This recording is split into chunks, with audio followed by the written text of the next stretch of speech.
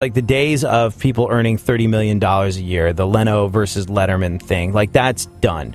He was like, you can make a good living, you can make money, but there's so many different outlets to get your news, get your entertainment, get whatever it is you turn on the TV for. There's so many different ways to get all that you're never going to have people like, it's kind of sad, you're never going to have people like Howard Stern sort of affecting people on a massive level. Like, is there anybody like that now who's syndicated all over America like he was?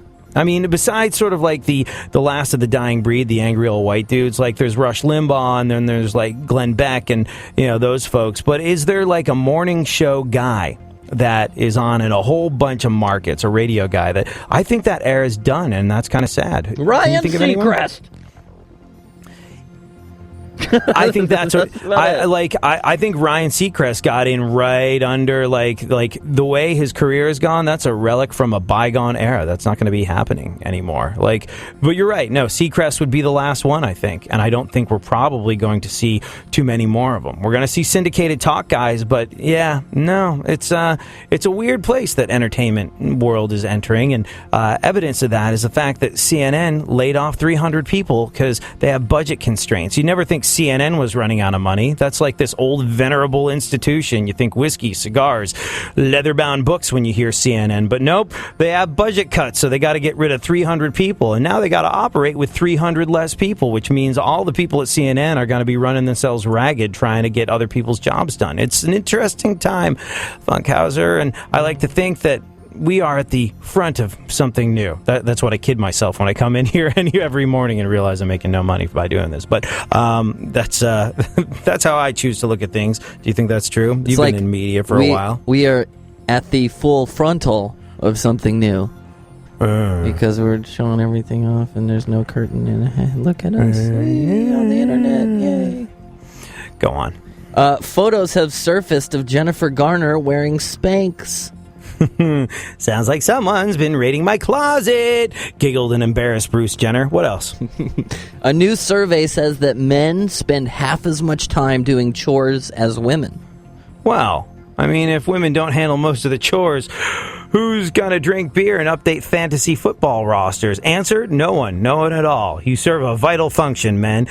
Translation, get off your ass and help that woman that pushed your baby out of her birth canal. She could use a hand every now and then. What else? According to that last news blurb, I am a woman.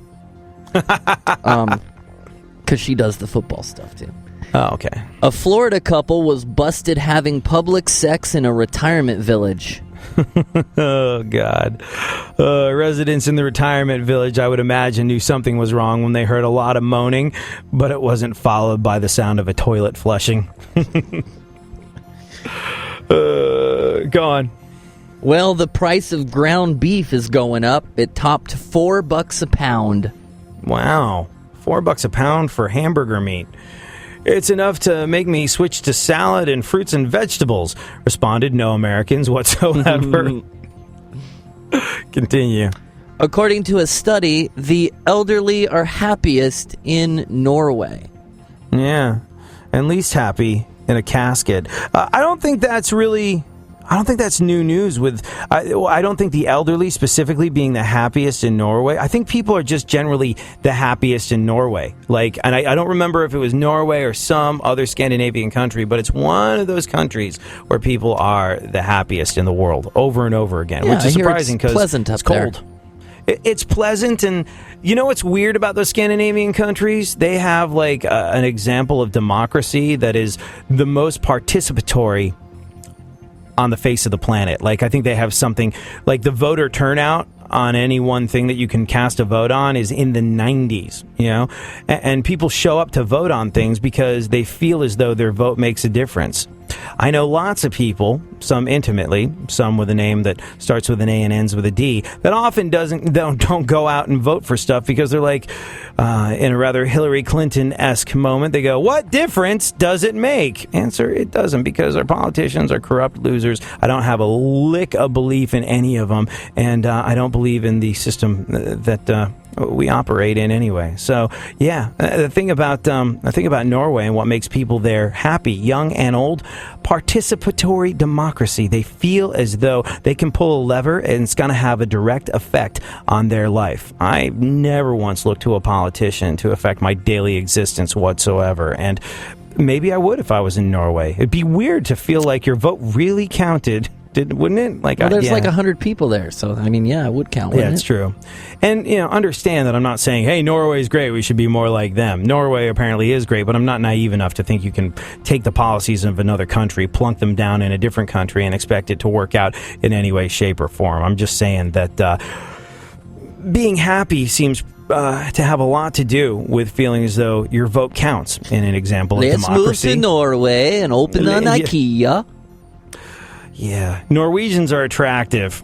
Like, on the one hand, you go there and there's all the sort of like smoking hot Norwegian girls, but on the other hand, we look like, oh, look, it's a bridge troll. Get under your bridge, troll.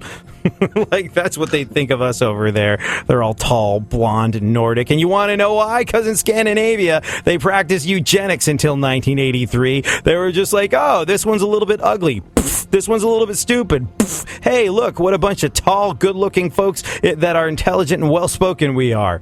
Oh, this one's ugly. Pfft, pfft. You killed the other one. Yeah, well, he was related. So, up until 1983, they practiced eugenics. So, those good-looking Norwegians, there's going to be less and less of them as this generation starts growing up. If you were born after 1983 in Norway, be prepared. You too might be deemed a bridge troll.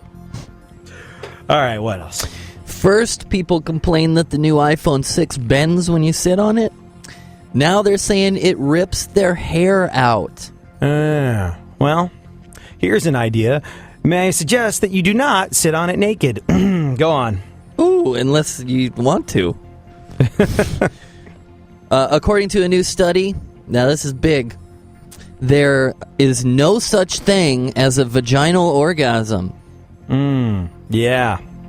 Because for years there were allegedly all these different types of female super happy things, and one of them was vaginal. But now, according to scientists, there is no such thing as a vaginal orgasm. I believe the study was conducted by asking any woman who's ever had sex with me. Oh, look, we have like 30 seconds of show left to cover all the stories that we talked about at the beginning of the hour. A guy in England was engorged for 17 hours. He could have, if there was anybody who could have made the vaginal orgasm happen, it would have been this one. First time you saw a Cialis commercial and heard for erections lasting over 4 hours, call your doctor, you probably laughed and said, if I have an erection for 4 hours, I'm calling everybody. This story will change your mind. 23-year-old guy named Jason Garnett in North Yorkshire in England woke up last Friday with some morning engorgement, but it wouldn't go down. He went to his job at a hotel, took an ice bath, and we assume he tried taking care of it manually, but nothing worked. It wouldn't go away. So after 8 hours, he told his roommate, who laughed, and then told him to go to the hospital. But he was, and this is serious, I guess, diagnosed with a priapism, a condition where a man's engorgement will not go away, and it can cause permanent damage if it's not treated. The doctors treated Jason by draining 2 pints of blood straight out of his junk, then giving him 24 injections with medication right into his manhood, which did finally make his junk recede. After 17 hours, he said he's recovering and he feels fine now, but, quote, it looks like it's been through a war. Thank you so much for hanging out, being part of our radio family. We'll be back tomorrow, and we'll do this all over again.